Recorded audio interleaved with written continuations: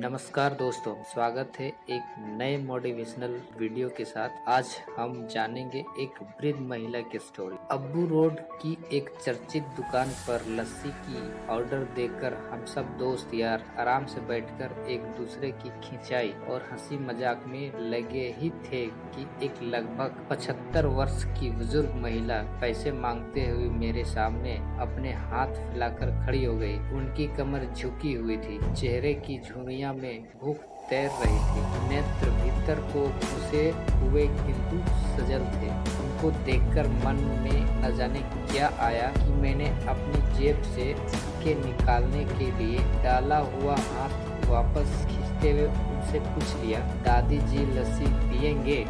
मेरी इस बात पर दादी कम अचंभित हुई और मेरे मित्र अधिक, क्योंकि अगर मैं उनको पैसे देता तो बस 5 या 10 रुपए ही देता, लेकिन लस्सी तो 30 रुपए की एक है। इसीलिए लस्सी पिलाने से मेरे गरीब हो जाने की और उस बूढ़ी दादी के द्वारा मुझे ठग कर अमीर हो जाने की संभावना बहुत अधिक बढ़ गई थी। दादी ने सकुचाते हुए हामी भरी और अपने पास जो मांग कर जमा किए हुए 6-7 रुपए थे वो अपने कांपते हाथों से मेरी ओर बढ़ाए। मुझे कुछ समझ नहीं आया तो मैंने उनसे पूछा, ये किस लिए? इनको मिलाकर मेरी लस्सी के पैसे चुका देना बाबूजी।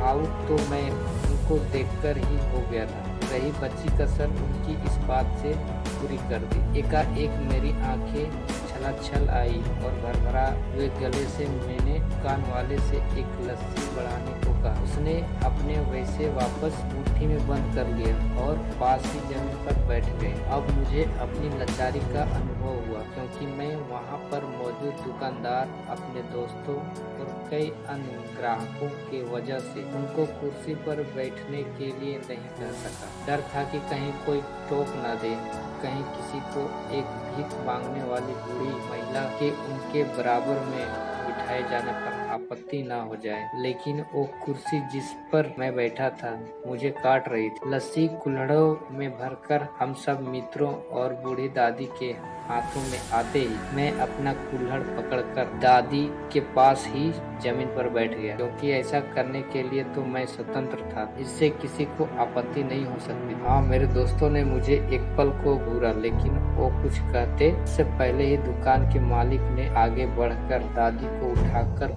कुर्सी पर बैठा दिया और मेरी और मुस्कुराते हुए हाथ जोड़कर कहा,